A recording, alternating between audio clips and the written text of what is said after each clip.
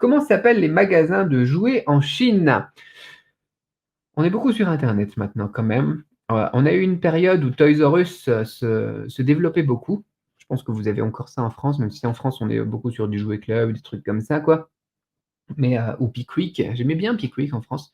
Mais maintenant à l'heure d'internet, c'est plus vraiment ça parce que c'est tout ce qui est magasin physique, au final, ça devient cher par rapport au final à ce qu'on a sur internet tout simplement, quoi. Donc on prend en fait les boutiques des marques directement sur, Tmall, donc Tmall, Tmall.com, sur JD.com, sur, Taobao que vous connaissez probablement aussi, sur, les lives aussi, ils ont souvent aussi des boutiques en live sur Taobao Live.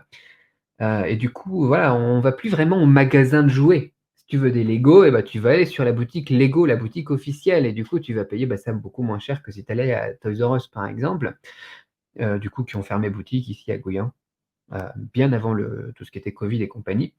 Si tu veux des Playmobil, bah, tu en trouveras pas beaucoup en Chine. Si tu veux, je sais pas moi, de de la pâte à modeler Play-Doh et bah, tu vas aller sur la boutique Play-Doh, enfin bon, voilà. C'est intéressant, de voir l'évolution du truc. C'est positif au niveau notamment, bah, du budget, du rapport qualité-prix et cetera. Mais d'un autre côté, tu avais un avantage avec tout ce qui était boutique de jouets, c'est que, bah, tu pouvais aussi voir les autres jouets, ceux qui n'ont pas, eh bien, bah, matraqué de publicité à la télévision, dans les affiches, dans les journaux et cetera, quoi. Tu pouvais, bah, découvrir des trucs dans les allées, fouiner un petit peu, chiner un petit peu à l'intérieur du magasin de jouets et puis de te dire: «Ah bah tiens, ça serait une bonne idée, ah ça je connaissais pas», tu vois? C'est un problème. C'est un problème, je trouve. Bah, les magasins de jouets ici, en tout cas en Chine, ça n'existe plus trop, quoi. J'en vois plus beaucoup. J'en ai un que j'ai en tête du côté du centre-ville. C'était dans un immeuble qui était rempli de magasins de jouets. Maintenant, il y en a plus qu'un, quoi et donc c'est le début de la fin, donc voilà. Pour, mon avis sur les magasins de jouets et l'avenir du truc.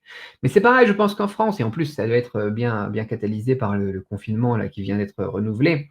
Beaucoup de boutiques de jouets physiques, je pense, vont se casser la figure et c'est Amazon, et les trucs qui ont des sites en ligne au final qui vont en profiter.